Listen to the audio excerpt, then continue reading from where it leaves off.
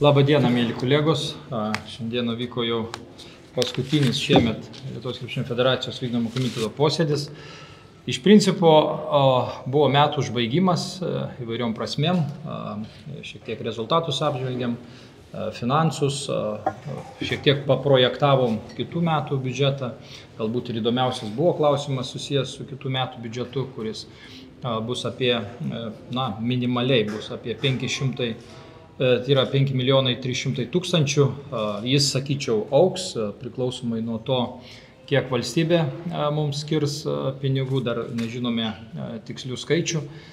Buvo padėkota, aišku, mūsų vykdomojo nariams, nes iš tiesų, sakykime, rezultatų kontekste ne visą laiką matosi tikrai sunkus jų darbas ir lygos augo, lygų finansai augo, klubų krepšinis augo ir daug kitų objektyvių kriterijų rodo, kad krepšinis tikrai progresuoja. Sportiniai rezultatai, žinoma, kad nusivylimas nepatekus į olimpiadą, tačiau tikrai didžiulis laimėjimas 3x3 olimpinis medalis ir tuo pasidžiaugiam ir ypatingai metų pabaiga, sakyčiau, reformuotas administravimas rinktinių iškart davė rezultatų. Dėkojam rinktinės programos vadovui Linui Kleizui ir kitiem, kurie prisidėjo. Buvo išklausyta ir FIBA Europe valdybos nario Dariaus Gudelio informacija. Darius tikrai yra, sakyčiau, vienas pagrindinių iniciatorių imant teisę organizuoti 29 metų vyrų krepšinio Europos čempionatą ir jo tikrai įdirbis yra didelis. Taip, kad sakyčiau, tokie pagrindiniai dalykai buvo aptarti, buvo padėkota, kaip minėjau, ir jau pradėta žiūrėti į sekančių metų veiklas. Tai trumpai. Ir aišku, pirma žinia, kurią aš jums jau išsakiau, LKF ir Nike pasisėdė bendradarbiavimo sutartį, ilgalaikė sutartis, nauja pasirašyta. Taip. Pristatysim visą eilę naujų, sakyčiau, ilgalaikių sutarčių ir ypatingai svarbi yra Nike sutartis. Kontraktas pasibaigė šiais metais. Nike bendra politika yra gana griežta, tai mes kukliai padėkosim gerbiam Vladui Korsakovui, kuris yra Nike atstovas ir kaip įmonė ir turbūt žmogus atvedęs Nike visą, sakykime, veiklą į Lietuvą, tai prašysim jo komentaro. O krepšinio federacijos vardu tikrai norėčiau padėkoti Nike kompanijai, kuri rengia dabar jau 14 rinktinių, papildomai rengs 3x3 visas rinktinės. Kontraktas tikrai neįprastai ilgas, kelių olimpinių ciklų. Tai yra ir finansai, ir pagrindinė vertė, aišku, yra aprangos, ekipiruotė, avalynė ir visa kita. Taip, kad esam labai laimingi, pasirašę šią sutartį, jinai jau įsigaliojo ir galios ilgai. Tai galbūt tą progą ir norėjau padėkoti Nike jūsų vardu, gerbiamas Vladai. Čia yra maža padėka už indėlį į olimpinę bronzą. Be Nike paramos, be Nike bendradarbiavimo tikrai tas nebūtų įvykę. Tai gal tiesiog simboliškai aš norėsiu jums įteikti, pasidaryti nuotrauką ir ačiū labai už jūsų pagalbą. Ir atminimai. Ačiū. Dėkui. Tai prašom, tada žodis jums. Čia per daug gal mane išgyrė, tai aš pasikuklinsiu. 1997 metais mes turėjom akcinę bendrovę Sportline. Tai tada tik tai buvom pradėję bendarbiauti su didžiausių pasaulyje sporto inventoriaus gamintojų Nike. Tai buvo drąsus žingsnis. Mums tai buvo labai skausmingas ir finansinė prasme ir visom kitom, nes įmonė buvo tik įkurta, bet matėm ir žinojom, kad krepšinis gali būti ta sporto šaka, kuri niekada iš Lietuvos sporto žemėlapio neišnyks. Jinai visą laiką bus aktuali visoms kartoms ir visiems Lietuvos treneriams, kurių yra apie 3 milijonus. Bet šiuo metu aš tik tai priimu ir perduosiu šitą gražią dovaną savo kolegoms, kurie tiesiogiai atsako už Nike sporto reikalus ir visą distribuciją, tai yra Sporto dvasių kompanija. Aš atstovauju Sportlando valdybą, esu jos pirmininkas. Bet nežiūrinti tai yra pats seniausias Nike kontraktas krepšinio pasaulyje aplamai nuo visų laikų, 97 metai iki šios dienos. Jaunesni kontraktai yra Ispanijos ir Jungtinių Amerikos valstijų. Ir aš tikiuosi, kad ši sutartis krepšinio federacijos su Nike tikrai atneš nemažų naujų laimėjimų. Nereikia nusiminti dabartinę situaciją. Aš manau, kad sportas yra ne pasižaidimas ir ne kaip sakyti, ne festivalis, o tai yra rimtas darbas. Ir šiandienai krepšinis tikrai yra rimtas darbas ir mes matom jo galimybės ir matom, kiek jis atneša visiems džiaugsmo ir naudos. Tai yra vienas iš ekonomikos variklių, aš manau, jeigu taip kalbėti toliau. Tai šiandien kažkaip užkalbino Vidas Mačiulis, priminė, kad prieš 40 metų aš turėjau garbės organizuoti pirmus 3x3 krepšinio turnyrus. Tai man tada atrodė viskas tai pasižaidimas, o dabar mes turime medalius. Niekada nebūčiau pagalvojęs, kad šis žaidimas gatvėje taps olimpinė sporto šaka. Tai linkiu kuo didesnių laimėjimų visose krepšinio sferose. Tiek gatvės krepšinį, tiek tradiciniam, tiek olimpiniam judėjimui. Ačiū. Tai antra žinia yra, kad vasario 24 dieną Langas vyks Klaipėdoje rungtynės su Estija, revanšas vyksim Klaipėdoje ir turbūt Lino paprašysiu pakomentuoti, kiek jau gali pakomentuoti apie tą rinktinę, kuri bus Klaipėdoje, ką jau kalbėjau su treneriu. Tai manau, dėl rinktinės, tai kol kas labai anksti kažką komentuoti, dėl sudėties, ką turėsim. Vienas, kad tikrai sieksime pergalių ir tas rinktinės mentalitetas ir Lietuvos vardas niekada neturėtų būti siejamas su pralaimėjimais. O žiūrėsim, kas susijęs su žaidėjais, tai manau, trenerių visas ir tas noras išlaikyti kuo daugiau to, ką turėjo. Nes pasiruošimas nėra ilgas, nori žaisti, kas maždaug žino, kad yra dar kažkokių naujų dalykų. Bet tai yra ir sezonas šiuo metu, tai daug, manau, dar padiktuos, ką žaidėjų sveikata, traumas, tikėkime, jų nebus, ar bus kuo mažiau, tai čia dar tokių daug nežinomumų yra. Na ir aišku, visiems svarbiausia naujiena, gali turbūt, kad Eurobasket 2029 metų Lietuva sieks organizuoti grupės turnyrą. Gal pirmiausia, jūs mindaugai apie tai, kodėl tik grupės turnyras ar ne, ko reikia, kad organizuotume, ir dar geras pasakys apie Lietuvos šansus, apie tai, kokios nuočiūkų įvairių. Taip, tai iš principo ši idėja buvo nuo pat pradžių ir konsultuojamas ir koordinuojamas su Darium kaip FIBA Europe valdybos nariu. Na, tiesiog, jeigu logiškai pasvert Lietuvos kaip šalies ir krepšinio federacijos kaip organizacijos galimybės, tai pasaulio čempionatai, na, iš esmės neįmanoma atvesti net grupės etapo į Lietuvą prie tos konkurencijos, prie tų finansinių, sakykime, įnašų ir sąlygų.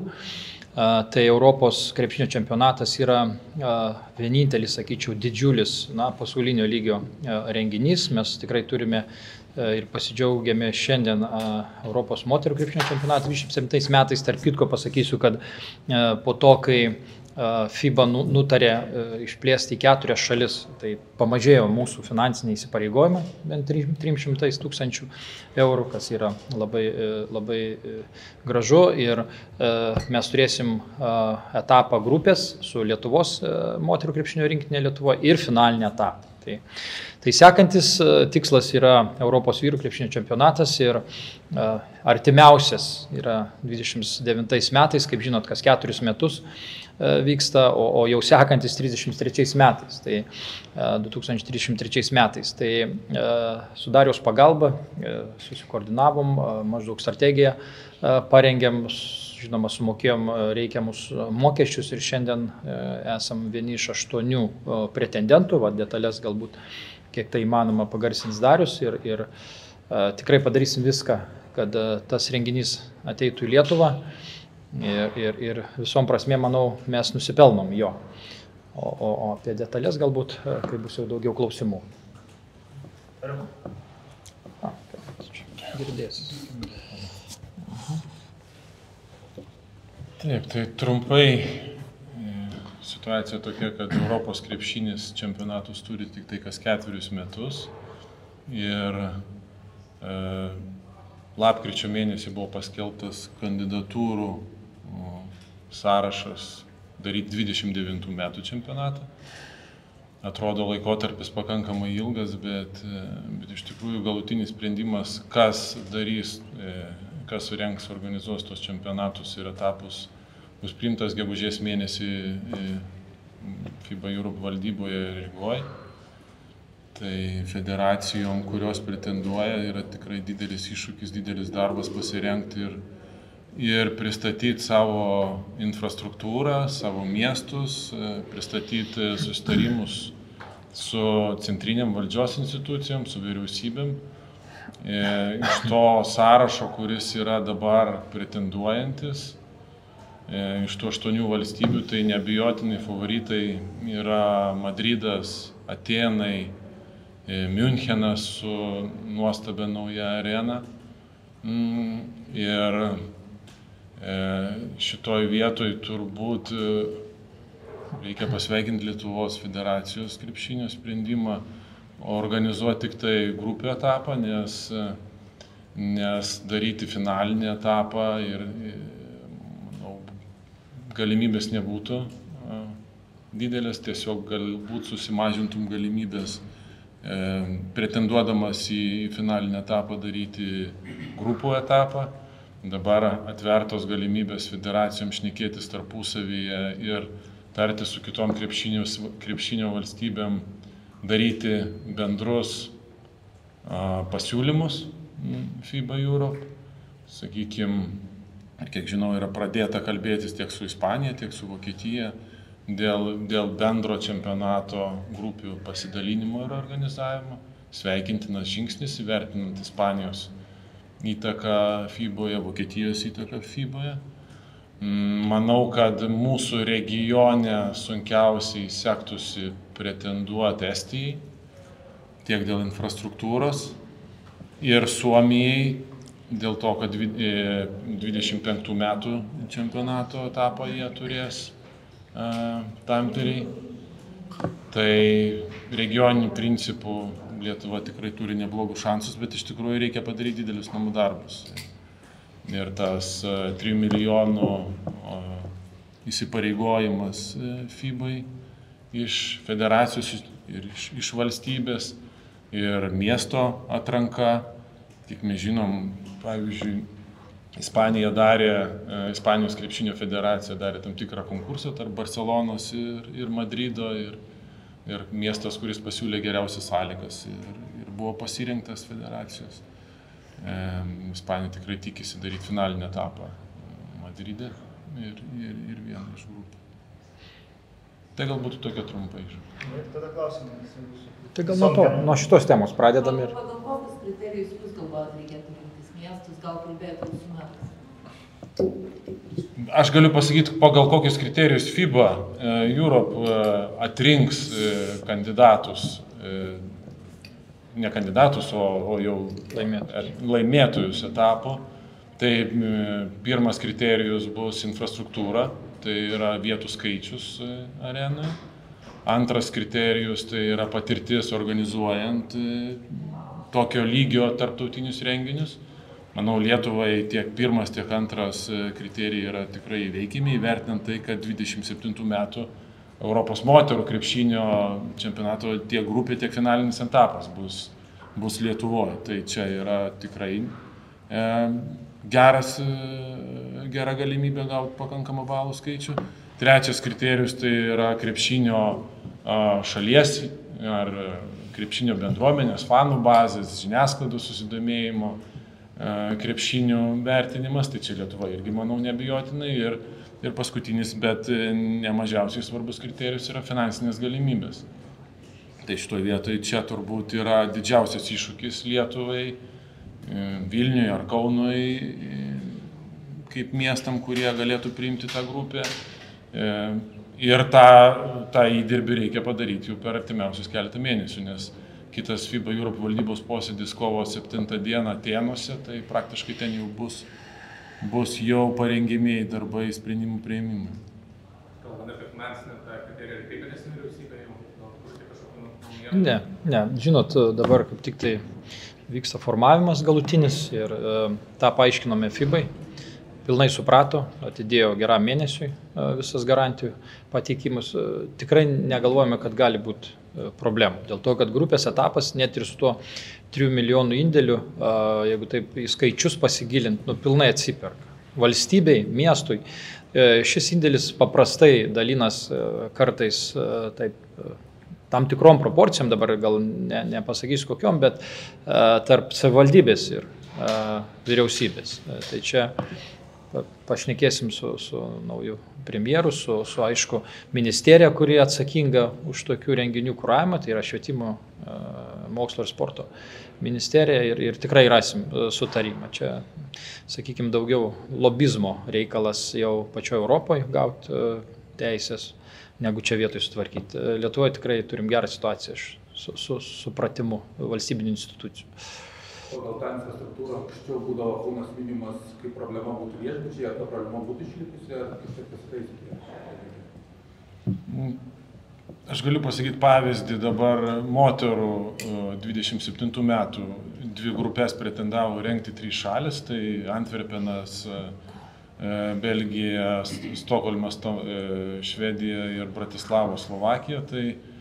Tai vienas iš kriterijų tų viešbučių yra 100 km spinduliu. Tai manau, kad Kaunui čia neturėtų iškilti to klausimą. Bet kokie yra Vilniaus pranašumai prieš Kauną, arena didesnė Kaune, viešbučių klausimas įspręstas, kodėl dar reikia susitvarkyti? Žinot, aišku, mes galbūt pakalbėsime su abiejais ir tiek merais, tiek atstovais, sakykime, savivaldų atsakingais už sportą. Bet mums iš tiesų reikėtų ir platesnį kontekstą vertinti, reiškia savivaldybių įsitraukimas aplamai į krepšinio federacijos veiklas. Mes kasmet organizuojam ir jaunimo čempionatus, ir moterų čempionatą, ir kitus renginius, tai norėtųs, kad tai būtų tęstinumas. Ir nenorim aukciono daryti ar panašiai, tiesiog norim sutart su viena iš savivaldybių, kad tai būtų ilgalaikių santykių, sakykime, pagrindų ir sakykime, tada iš principo laimės visa valstybė. Ir laimės ir Kaunas, ir Vilnius, nepriklausomai, kur tie čempionatai vyktų. Bet tokių ilgalaikių partnerysčių pagrindų matom savo ateitį. Ir tikiuosi, kad su viena iš savivaldybių tokią partnerystę pasirašysim ir tai bus vienas iš argumentų ateiti į tą miestą. Dar kaip vieną pavaryčių paminėjote Vokietiją, rengti čempionatą, nes Münchenas nauja arena, bet ar nekeista, kad taip greitai į Vokietiją vėl sugrįžtų čempionatas 22? Pretenduoti draudimo nėra. Tu susimokėjai startinį mokestį kandidato ir tu gali pateikti lygiai taip pat, kaip Suomija teikia 25 metų grupę turėdama. Tai čia apribojimų nėra, bet vertinimuose kiekvienas priimantį sprendimą valdybos narys turbūt įvertins tos kriterijus. Pagal jūsų įvertinus kriterijus galas, kad Lietuva yra labai ryškus favoritas? Nepasakyčiau, kad favoritas, bet ryškus pretendentas, turintis labai stiprius savo pliusus. Tuo labiau ilgą laiką nebuvęs tokio lygio vyrų turnyras. Iš kitos pusės 27 moterų finalinis etapas, tai vėl privalumas. Lietuva krepšinio šalis, dar vienas privalumas, bet čia jau federacijos darbas, aš nenoriu, kaip sakyti, aš turėsiu būti neutralus priimant sprendimą, tai čia federacija turi padaryti savo didelį įdirbį ir susidėlioti savo argumentus ir padaryti gerą pristatymą. Gerai, kad Rygoj, mūsų kaimyniniai šaly, bus tas galutinis sprendimas priimamas, tai manau, kad federacija sugebės sutelkti pajėgumus prisistatyti. Jo, keletą galbūt tokių naudingų dalykų reikia žinoti. Aplamai po 22 metų Europos krepšinio čempionato futbolo valstybės visai kitaip pradėjo žiūrėti į tokius renginius. Tai aišku, konkurencija tik tai didėja, nes kai Kiolne vyko, sakykime, ypatingai finalinis etapas, per dieną jie suprekiaudavo iki 40 000 bilietų. Tai čia krepšiniui nematyti skaičiai. tiek finansais, tiek bilietų skaičių. Čia jau įeinam į futbolo, į didžiojo futbolo zoną, suprant. Tai, kad dabar Münchenas ir kiti didieji miestai suinteresuoti, tai mums nėra naudinga. Seniau būdavo paprasčiau gauti, noriu pasakyti, čempionatus. Ir jeigu ten, sakykime, arenos jau po 20 000, tai mes Lietuvoje su 15, aišku, esam neblogoj formai, bet jau nebenustebinsim nieko. Tai, sakykime, tie finansiniai indėliai tik tai didės ir sakyčiau, ir su Darium pakalbėję, ir su valdyba Lietuvos krepšinio federacijos irgi esam ir B planą parengę. Teiksim alternatyvius pasiūlymus, sakykime, arba, kaip minėjau jau, sakykime, 29 metų čempionatą sportinį formatą kitokį, galbūt 6 valstybių, arba tvirtinti iškart 2 čempionatus. Būtų labai patogu, kaip ir ta praktika ir istorijoje buvo su 11 metų čempionatu. Jeigu žinot, būtent tame posėdėje, kada buvo patvirtinta 2011 metų čempionatas, nebuvo plano. Buvo planas patvirtinti tik tai 2007 metų, kada buvo Medride ir 9 Lenkijoje. Ir tik tai Vlado Garasto, sakykime, tokiu asmeninių santykių su Vasilakopulu buvo įtrauktas šitas 3 čempionatas. Istorijoje turbūt tokio aplamai sprendimo nėra buvę, kad 3 į priekį čempionatai patvirtinti. Tai bandysim tuo precedentu pasinaudoti, teikti galbūt 2 čempionatų 29 ir 303 metų iškart tvirtinimai. Tai būtų labai racionalu ir 8 valstybės pasidalintų į 2 grupės ir puikiai gal ir pačiai FIBai būtų ramiau gyventi. Bet aišku, kasmet didėjantis įnašai, sąlygos, sakyčiau, didėjančios ir panašiai, tai matysim, kaip sureaguos, bet tokių planų turim. Imant ateities viziją, visus finansus, kiek jūsų akimis įmanoma būtų padaryti tą finalinį būtent etapą? Finalinio mes nepretenduojam. Finalinis etapas kainuotų vien teisės virš 6 milijonų. O dar, aišku, organizacinė visa pusė ir panašiai. Pavyzdžiui, net grupės surengimas kainuotų gerokai virš milijono, sakykime, jau tokių tiesioginių išlaidų. Apgyvendinimai, parengimas infrastruktūros, apie 1,5 milijono, taip žiūrėt. Dar, jeigu paminat, prieš 11 metus mes didžiulės aktyvacijas, kampanijas turėjom, jeigu paminat, aplink Lietuvą kamuolius varėm, mušinėjom ten rekordus, pamušinėjom, tai tas labai prisideda prie krepšinio populiarinimo, manau, tam irgi reikėtų numatyti finansų. Tai, manau, iki 5 milijonų vien grupės etapas, jeigu visus finansus sudėjus, o jau finaliniai, tai čia jau apie 10 milijonų, čia labai brangus. Minėjot apie išlaidas, kiek kainuotų tos grupių etapas, kokios finansinės grąžos tikitės esate pasiskaičiavę? Pajamas? Jo. Žinot, kaip minėjau, maždaug taip dalintus, kad už teisės turėtų, žinoma, centrinė valdžia sumokėti, už, sakykime, arenos parengimą ir vietinės pasirengimo išlaidas savivaldybė ir po to organizacinė kaštai ant federacijos. Tai 3 šalis ir tai labai racionalios išlaidos, noriu pasakyti, ir realios pajamos. 6 rungtynės, 5 namų rungtynės, konkrečiai Lietuvos, aišku, ir kitos, sakykime, ne Lietuvos komandos rungtynės atneštų pajamų, bet apie 1 milijonas eurų tikrai būtų iš bilietų, taip skaičiuojam, ką federacija pati susirinktų. Aišku, rėmėjai, grupės etapas keli šimtai tūkstančių galėtų būti ir toliau savivaldos ir centrinės valdžios įnašas turėtų apie 4,5 milijonų, aš taip manau. O pačiai valstybei skaičiuojant viešbučiai, labai daug. Atsipirkimas garantuotas, noriu pasakyti, yra labai detalūs paskaičiavimai ir matot, dabar čia gerbiamas Linas nuspręs su trenerių štabu, kur mes važiuosim jau sekančią 25 metų čempionato, sakykime, į kurią šalį. Bet skaičiuojame, kad iš tokios Lietuvos apie 10 000 sirgalių apsilankys tokiam renginį. Tai yra formulės, kur galima grąžą labai objektyviai pasiskaičiuoti. Tai vieno sirgaliaus išlaidos siekia tarp 150–200 eurų. Tai paskaičiuokit ir tai pilnas atsipirkimas. Ir tokie renginiai yra ne tik prestižas, bet ir finansinė nauda valstybė. Kieno apskritai buvo idėja pretenduoti surengti čempionatą? Kas pastumėjo, kokias kalbos buvo viduje galbūt? Na, žinot, mes aišku kartu sudarėm čia pagrindę tą idėją, pradėjom, bet aišku valdybos turėjom atsiklausti su rinktinės vadovais ir visą kitą. Bet čia mūsų pareiga, čia nieko nereikia labai ieškoti. Kasmet yra rengiami Lietuvoje jaunimo čempionatai, kasmet konkrečiai. Toliau moterų čempionatas jau gautas, tai sekantis realus, noriu pasakyti, realus čempionatas yra Europos vyrų krepšinio čempionatas. Matot, tam, kad nereikėtų laukti 70 metų kaip iki 11 metų, turim dabar žingsnius daryti ir manau ateityje tik sudėtingės sąlygos. Manau, po 10, galbūt 15 metų tokie čempionatai futbolo stadionos jau vyks. Tikrai tikiu to. Ja, ir čia gal papildant Mindaugą, turbūt čia ne privilegija Lietuvai daryti šitą čempionatą, pretenduoti, bet yra privaloma federacijai, kuri turi tokį narių skaičius, formuoja tokį biudžetą, turi tokias ambicijas, neteikti savo kandidatūros, tai būtų neteisinga. Neteisinga. O iš kitos pusės, jau atsakant į jūsų klausimą, ambicija daryti finalinį etapą, kodėl ne finalinis etapas, tai manau, kad reikia realiai vertinti savo galimybės.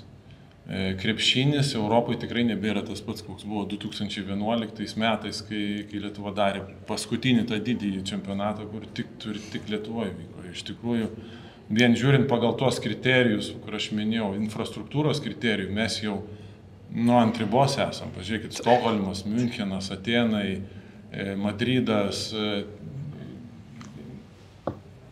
rinkos dydis. Turbūt iš viešų šaltinių girdėjot, dabar visai neseniai NBA padarė Europos rinkos, ekonominės rinkos dydžio vertinimą. Tai Europa kartu su Middle East yra 3 milijardų rinka krepšinį. Šiuo metu krepšinis Europoje operuoja 200 milijonais. Tai rinkos potencialas yra milžiniškas. Tai Lietuvai gauti vyrų, Europos krepšinio produktas rinktinių yra didžiausias Europos čempionatas. Ir gauti geriausią tą deimantą, tai aš manau, reikia būtinai išnaudoti šitą 29 šansą sutelkti jėgas, nes kuo toliau, to sunkiau bus tą Lietuvai turėti. Nevertinant, kad Lietuva krepšinio šalis, nevertinant klubinį pasiekimus, nevertinant mūsų žaidėjų lygį, bet vertinant grinai iš rinkos dalies. 3 milijonų rinka.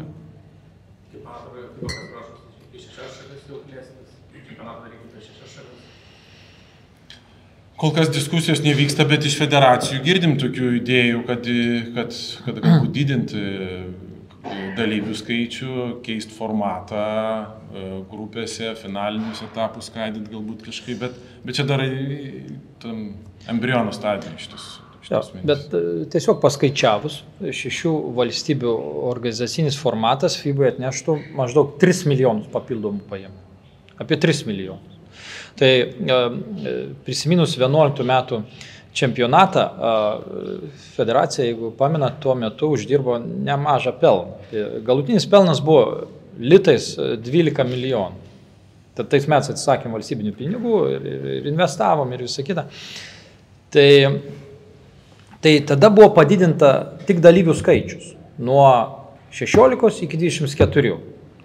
Tai įsivaizduokit, nes rėmėjų pinigai ateina tik tai per rinkos dydį, per žiūrimumą ir panašiai. Tai 6 valstybių formatas galėtų padidinti rinkos dydį keliasdešimt milijonų. Įsivaizduokit, kokia motyvacija komercinio sektoriaus būtų dalyvauti. Futbolas jau tą daro ir labai sėkmingai daro. Tai manau, kad visą laiką galim paimti tą pavyzdį, galim ir daugiau. Aš tai tiesiog prie vakarienės paskaičiau FIBA, kiek būtų 8 šalių formatas. Tada manęs paklausė, kaip kvalifikacija vyktų, nes 8 iškart papot. Tai čia technikos klausimas, bet šiaip aš manau vis tiek tendencija yra tokia, kad valstybių skaičius didės, tai yra visos Europos šventė, infrastruktūra, kaip minėjau, jau mes su 15 000 nieko nebegalim nustebinti Europoje ir tai bus didžiulis renginys. Jau yra didžiulis, o bus dar didesnis. tokia realybė. Norėjau Jūs paklausti nuomonės, kaip Jūs vertinat sporto įstatymą pataisas, kad nuo kitų metų 2 metus be pateisinimos priežasties atsisakė dalyvauti olimpinėse žaidynėse sportininkai ir stipendijos. Įstatymo pataisas dėl stipendijų. Aš dar pradėsiu nuo to, kad įstatymai dėja dabar yra tokie, kad mes tokių renginių faktiškai negalim paimti. Čia tam tikra šiek tiek yra avantiūra, noriu pasakyti, prisipažinsiu, dėl to, kad, pavyzdžiui, iki šiol visi mokesčiai už Europos moterų krepšinio čempionatą ir vyrų kandidatavimas yra apmokėti iš krepšinio federacijos resursų. Patys, visuomeninė organizacija, 100 000 sumokėjom tam, kad atves tokius renginius į Lietuvą.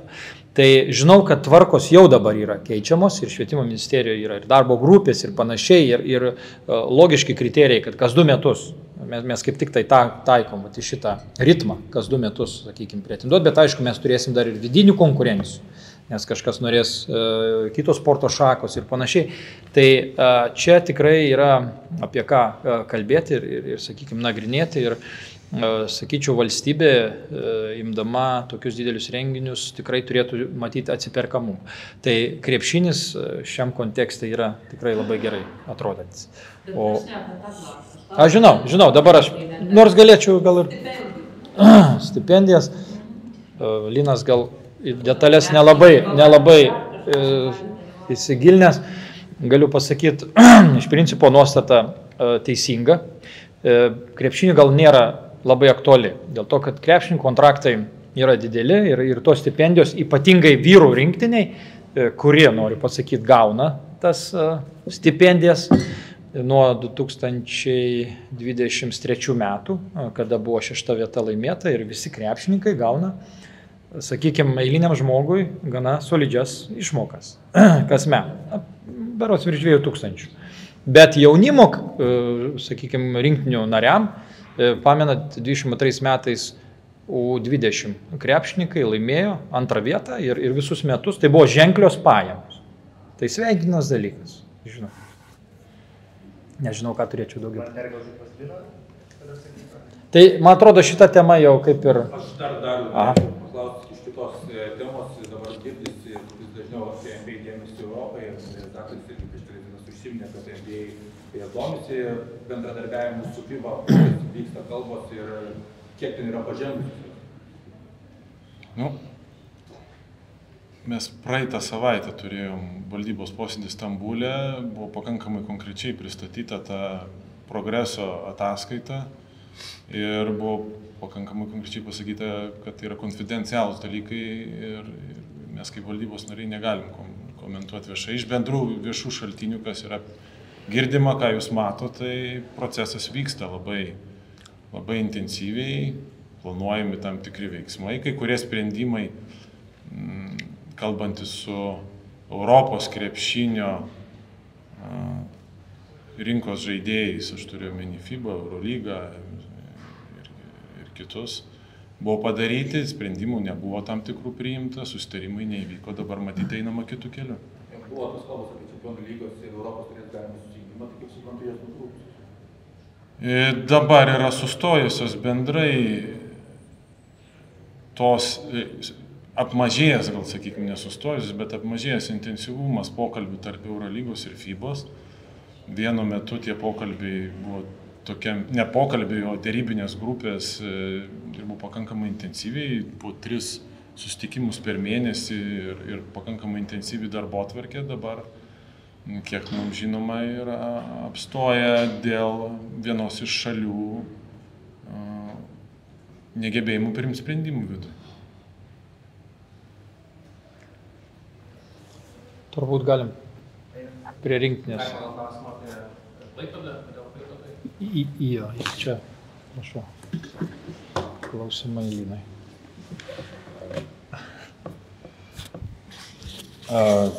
Klaipėdai kas čia dėl rungtynių? Nes Klaipėdoje labai tinkama arena mums yra. Manom, kad fanų palaikymas buvo puikus, žaidėjo malonu žaisti prieš sakykime, sold outą, tai nežinau, kiek yra realu išparduoti kitas arenas, didesnės, ar Vilniuje, ar Kaune. Tuo metu žaidžiant prieš tokius varžovus, sakykime, taip, tai ten viskas Klaipėdoje mums labai tiko. Jeigu paskaičiuotume visus atrankos mačus, kokie yra vykę Lietuvoje, 18 jų gavo Vilniuje arba Klaipėdoje iš 20, tik tai 2 buvo kitose miestuose. Kaip čia gaunasi, kaip kiti miestai, kaip ignoruojami? Šiauliai, Panevėžys, gal irgi nedidelės arenos, gal taip susirinkti. Nežinau, tai ar čia reikia perkelinėti, galbūt aš atsakysiu, kad, kaip minėjau, mes tas partnerystės žiūrim plačiau ir mes vykdom jaunimo čempionatus ir tam tikri įsipareigojimai, sakykime, jaunimo čempionatas gal nėra taip komerciškai atsiperkantis savivaldybei, bet savivaldybė investuoja, tai mes turim tam tikrų įsipareigojimų ir toks, sakykime, vyrų krepšinio rinktinės žaidimas jau yra prestižinis renginys. Nors jeigu pasižiūrėsit, tai vasarą mes stengiamės kuo plačiau apvažiuoti. Tai yra ir Alytus, ir tas pats Panevėžys, ir Šiauliai. Šiaip visos savivaldybės turinčios arenas gauna renginius. Net Jonava ir Kėdainiai praeitį. Šiais metais. Tai taip, kad nėra taip, kaip sakot, kad čia kažkas ignoruojama. Tiesiog realistiškai vertinam, Kaunas gyvena Eurolygos ritmu dabar. Vilnius turi daug renginių, 2 klubus ir moteris ir panašiai. Klaipėdoje jaučiam, kad ir arenos dydis, savivaldybės požiūris ir sirgalių parama labai sueina į vieną sinergiją ir ten tikrai visi gerai jaučiasi. Turbūt tiek. Dar vieną klausimą dėl vasario lango. Praėjusiame lange buvo pokalbis su Artūru Gudaičiu, kad jam traumą sukliudo pasirodyti rinktinėje, kaip dabar, ar tokiais kontaktais atvyktų į vasario langą. Net nepradėjom dar tų pokalbių, kas tiksliai vasario lange bus, manau, pradėsime jas biški vėliau. Vis tiek, kaip ir sakiau, ta komanda norime maždaug, kad būtų panaši, gal bus pabandyta kitų žaidėjų, gal traumos padiktos kažkiek, tai...